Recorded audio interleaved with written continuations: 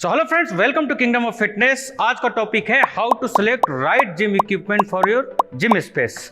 अगर आप एक अपना जिम ओपन करने का प्लान कर रहे हो और आपने कोई स्पेस देख रखा है, तो बहुत लोग गलती ये करते हैं, जो पहला सेटअप होता है उनका, कि वो राइट इक्विपमेंट चूज करने में उनको परेशानी होती है, कोई ना कोई गलती जरूर करते हैं। तो इस वीडियो को देखने के बाद आपको क्लियर हो जाएगा कि कौन कौन से इक्विपमेंट आपके जिम के स्पेस के अकॉर्डिंग आपको मिनिमम सेलेक्ट करने चाहिए। तो इसी टॉपिक को एक्सप्लोर करेंगे आज। अब सपोज कीजिए आपका स्पेस 900 से 1200 स्क्वायर फुट का है, यानी गज में अगर बात करें तो 100 गज या 120 गज के आसपास का है। तो आपको कौन से इक्विपमेंट रखने चाहिए आपके अपने जिम में। अब जाहिर सी बात है, स्पेस छोटा है तो अब लोकेलिटी आपकी सपोज करो डिस्ट्रिक्ट लेवल पे है और फी आपकी 500 के अराउंड ही मिलने वाली है, वहाँ पे 500-600 मैक्सिमम। तो आपको क्या क्या रखना चाहिए। अब कई लोग क्या करते हैं, लंबी लिस्ट बना देंगे, फिर होता क्या है कि इक्विपमेंट इतने भर जाते हैं। जब पीक आवर होता है एक्सरसाइज का, सुबह 7 से 9 और शाम को 7 से 9, तो स्पेस ही नहीं बचता। उस दिक्कत ये आती है कि अब लोग वेटिंग पे आ जाते हैं, और या फिर स्पेस में कोई एप्स कर रहा है या कोई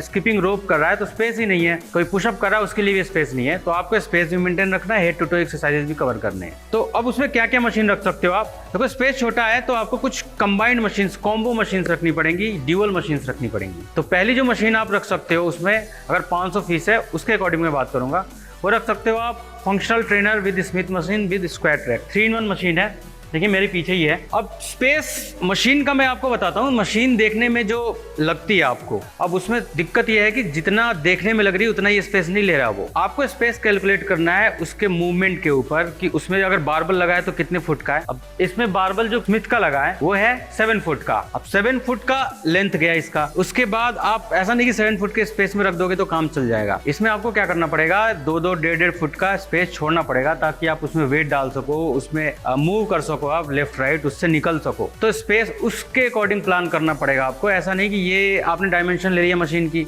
और उसी डायमेंशन में आपने उसको प्लांट कर दिया, ऐसा नहीं होता। तो functional with Smith with square. अब 3-in-1 मशीन है, एक ही मशीन में तीनों काम होंगे। ये दीवार के सहारे नहीं लगा सकते आप, क्योंकि इसमें स्क्वाट का भी प्रावधान है। अगर आपको स्क्वाट यूज करना है तो थोड़ा दीवार से अलग रखना पड़ेगा आपको, ताकि पीछे स्क्वाट है तो स्क्वाट लगा सको आप। और बाकी स्मिथ और फंक्शनल दोनों यूज कर सकते हो आप। बाकी चिनअप वगैरह सब होता है। इसकी एक ब्रीफ वीडियो, एक डिटेल्ड वीडियो भी अवेलेबल है चैनल पे, तो सर्च करेंगे आप तो मिल जाएगा। अब सेकंड मशीन जो आपको रखनी है वो पैक डेप्थ फ्लाई। तो पैक डेप्थ फ्लाई, अब देखने में आपको डायमेंशन तो सेट हो गया कि चलो इतना स्पेस ले रही है, बट जितना दिख रहा है उतना स्पेस उससे ज्यादा स्पेस लेगी, क्योंकि जब आप मशीन को चलाते हो तो देखो मूवमेंट ऐसे आती है। अब मूवमेंट, ये पूरा स्पेस गया आपका, ये पूरा स्पेस गया, तो बिल्कुल ही बराबर में कोई इक्विपमेंट नहीं रख सकते आप जिम के अंदर। उसको थोड़ा सा स्पेस देना पड़ेगा। पहले उसको मूवमेंट का डायमेंशन देखो कि मूवमेंट के साथ उसे कितनी डायमेंशन आ रही है, फिर उसके बाद आपको मिनिमम 2 फुट 2.5 फुट छोड़ना पड़ेगा स्पेस, ताकि लोग मूव कर सके, एडजस्ट कर सके। इसमें रियर डेल्ट भी होता है, ये भी एक तरीके की ड्यूअल मशीन है। तो रियर डेल्ट और चेस्ट आपका फ्लाई ये हो जाता है दोनों। तो पैक डेप्थ फ्लाई रखना पड़ेगा आपको। ये आप 900 से 1200 स्क्वायर फुट में रख सकते हो।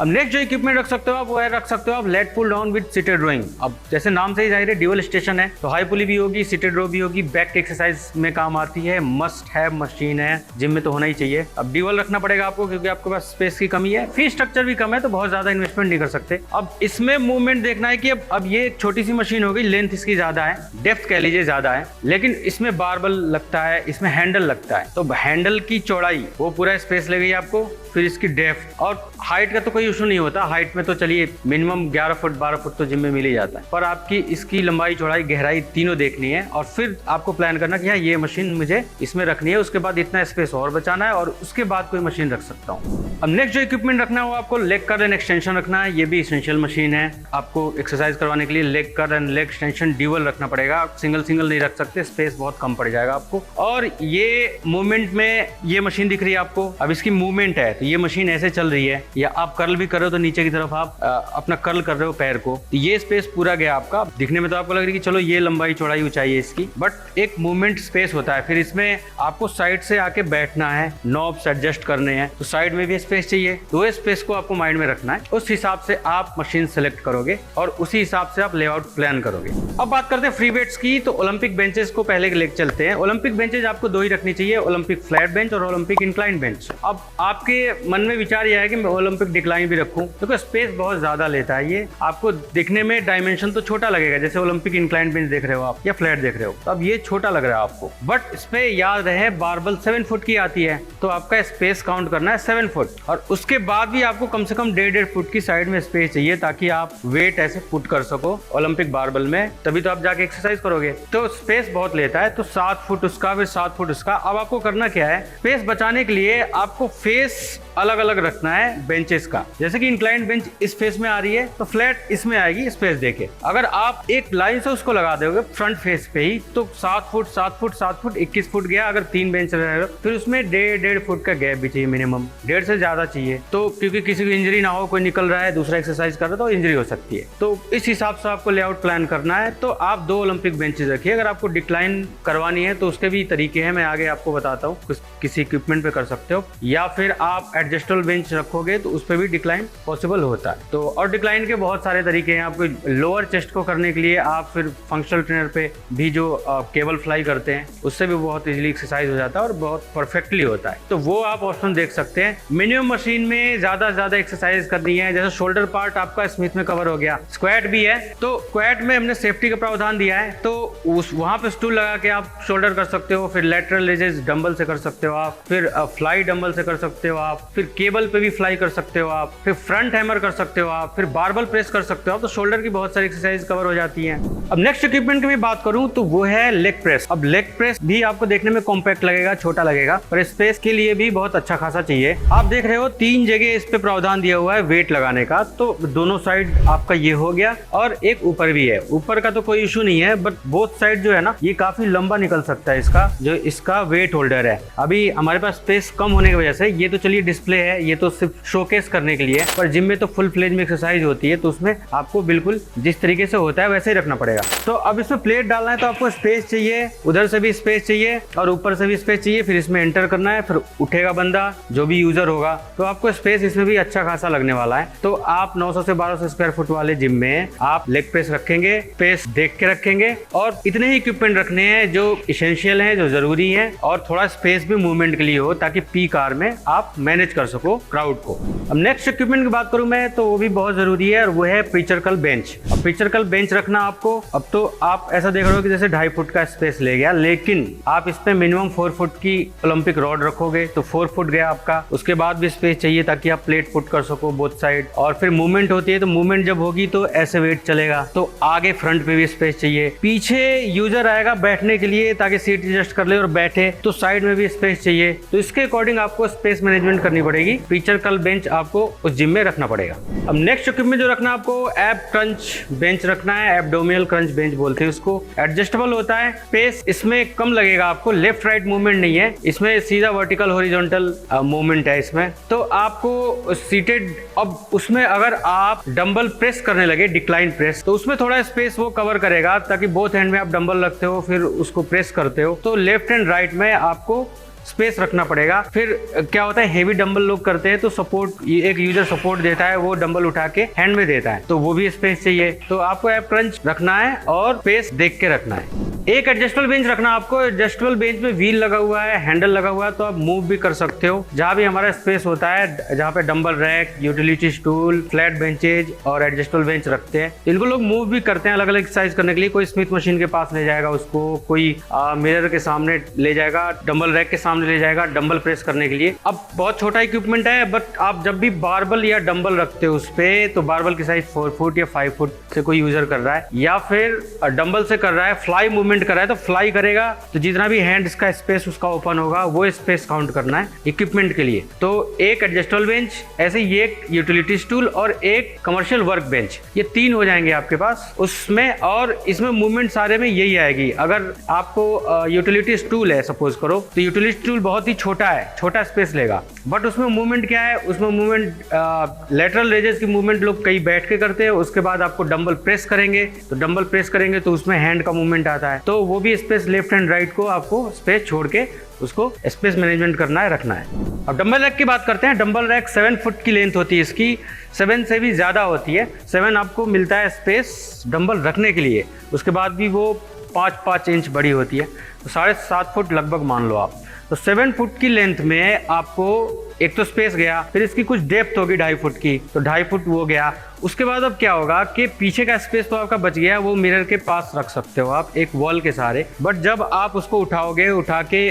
फिर मूवमेंट होती है उसमें, तो डंबल रैक के आगे स्पेस चाहिए जहाँ पे मैटिंग करते हो आप, तो वो स्पेस बिल्कुल ही एम्प्टी होना चाहिए, खाली होना चाहिए, तो वो स्पेस भी गया। उसके आगे फिर आप यूटिलिटी स्टूल्स और वर्क बेंच और एडजस्टेबल बेंच, प्रीचर बेंच, ये सब रखते हो आप, तो वो स्पेस को आपको माइंड में रखना है। ये स्पेस जाएगा आपका डंबल रैक का साइज देख के आपको डिसाइड नहीं होगा कि इस जगह पे मेरा डंबल रैक आ जाएगा, ऐसा नहीं। उसके आगे भी स्पेस चाहिए, वो भी कंसिडर करना है। इसके आगे मैं क्या क्या रखूंगा, उसमें क्या क्या मूवमेंट है, वो स्पेस चाहिए, तो वो आपको कंसिडर करके ही चलना है। अब आ गई बात प्लेट्स की और ओलंपिक रॉड्स की, बारबल की। तो ओलंपिक बारबल्स तो ज्यादातर आपके ऑक्यूपाई रहते हैं, उसका अगर स्टैंड लेना चाहें तो आप ले सकते हैं ऑर्गेनाइज रखने के लिए, अदरवाइज आप अवॉइड कर सकते हो, क्योंकि ओलंपिक बेंचेस पे भी रहेगा, स्क्वाड पे भी रहेगा, प्रीचर बेंच पे भी रहेगा, मुश्किल से आपका 1-2 बचेंगे जिसको आप कहीं भी रख सकते हो एक स्पेस देख के। प्लेट्स की सारी मशीन्स में होल्डर आती हैं, ओलंपिक बेंचेस में भी आता है, स्मिथ में भी आता है, तो वहां भी पुट कर सकते हो आप, अदरवाइज आप प्लेट का स्टैंड ले सकते हो, वो भी ऑर्गेनाइज रहेगा, उसके लिए भी स्पेस चाहिए। अब जैसे कि मैं आपको दिखाता हूँ, ये है प्लेट स्टैंड, प्लेट ट्री भी बोलते हैं इसको। अब देखने में बहुत बड़ा नहीं है, बट अब क्या है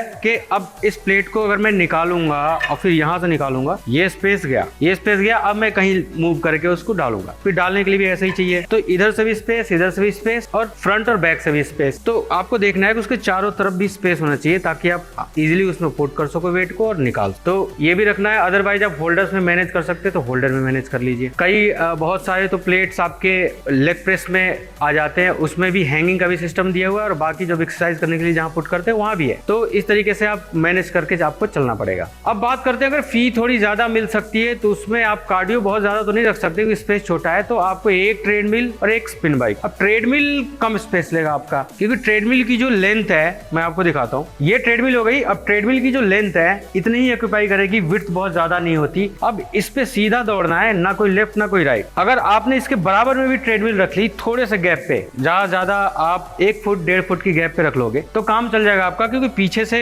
यूजर आ सकता है इस पे और फिर अपना ऑपरेट करके पीछे से उतर सकता है, तो ये बहुत ज्यादा स्पेस नहीं लेते। पर क्योंकि स्ट्रेंथ पे फोकस तो करना ही करना है, तो स्पेस कम होने की वजह से अगर फी कम है तो ट्रेडमिल साइकिल, अगर स्ट्रेंथ जिम है सिर्फ, तो ये नहीं ले सकते आप। और अगर फी ठीक ठाक मिल रही है और डिमांड है तो एक ट्रेडमिल और एक स्पिन बाइक आप रख सकते हैं। अब बात करते हैं 1200 से 1600 स्क्वायर फुट की स्पेस है, तो और फी आपको ठीक ठाक मिल सकती है उसमें, सपोज कीजिए 800-1000 ऐसा मिल सकता है, तो फिर आपको कार्डियो रखना पड़ेगा, मिनिमम 2 ट्रेडमिल्स, एक क्रॉस ट्रेनर, 2 से 3 स्पिन बाइक्स। उसके बाद जो भी ये मशीनें मैंने अभी आपको बताई वो सारा तो रखना ही रखना है। इसके अलावा भी रखना पड़ेगा, जैसे कि डिक्लाइन बेंच उसमें रख सकते हो आप। फंक्शनल ट्रेनर विद स्मिथ थी, इसमें फंक्शनल ट्रेनर अलग हो जाएगा, स्मिथ मशीन अलग हो जाएगी, स्मिथ विद स्क्वाट अलग हो जाएगी। उसके बाद आप हाइपर एक्सटेंशन, पैरेलल बार डिप, एप क्रंच बेंच उसमें था, वो रखना पड़ेगा आपको। टी-बार रख सकते हो आप, और सीटेड काफ रखना पड़ेगा आपको, तब जाके वो फी जस्टिफाई होगी, क्योंकि आपके पास स्पेस है तो आप अफोर्ड कर सकते हो, आप रख सकते हो। तो ये पूरा एक सिस्टम लेके चलना पड़ेगा, वो भी स्पेस लेंगे। जैसे कि आप